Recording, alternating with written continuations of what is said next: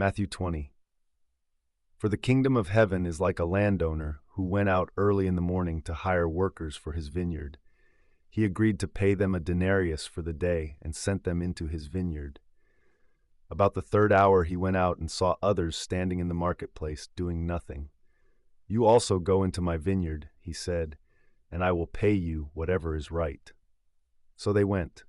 He went out again about the 6th hour and the 9th hour and did the same thing. About the 11th hour he went out and found still others standing around. Why have you been standing here all day long doing nothing? He asked. Because no one has hired us, they answered. So he told them, You also go into my vineyard. When evening came, the owner of the vineyard said to his foreman, Call the workers and pay them their wages, starting with the last ones hired and moving on to the first. The workers who were hired about the 11th hour came and each received a denarius. So when the original workers came, they assumed they would receive more. But each of them also received a denarius. On receiving their pay, they began to grumble against the landowner.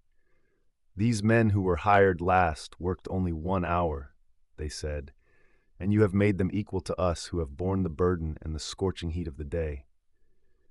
But he answered one of them, Friend, I'm not being unfair to you. Did you not agree with me on 1 denarius? Take your pay and go. I want to give this last man the same as I gave you. Do I not have the right to do as I please with what is mine? Or are you envious because I am generous? So the last will be first, and the first will be last. As Jesus was going up to Jerusalem, he took the 12 disciples aside and said, Look, we are going up to Jerusalem, and the Son of Man will be delivered over to the chief priests and scribes. They will condemn him to death, and will deliver him over to the Gentiles to be mocked and flogged and crucified, and on the 3rd day he will be raised to life. Then the mother of Zebedee's sons came to Jesus with her sons and knelt down to make a request of him. What do you want? He inquired. She answered, Declare that in your kingdom one of these 2 sons of mine may sit at your right hand and the other at your left. You do not know what you are asking, Jesus replied. Can you drink the cup I am going to drink? We can, the brothers answered. You will indeed drink my cup, Jesus said. But to sit at my right or left is not mine to grant. These seats belong to those for whom my Father has prepared them. When the 10 heard about this, they were indignant with the 2 brothers.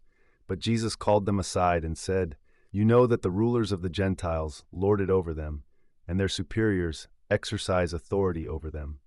It shall not be this way among you.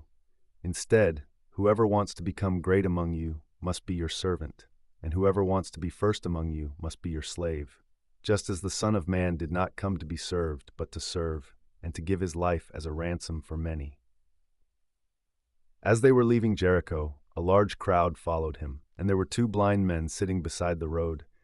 When they heard that Jesus was passing by, they cried out, Lord, Son of David, have mercy on us. The crowd admonished them to be silent, but they cried out all the louder, Lord, Son of David, have mercy on us. Jesus stopped and called them. What do you want me to do for you? He asked. Lord, they answered, let our eyes be opened. Moved with compassion, Jesus touched their eyes, and at once they received their sight and followed him.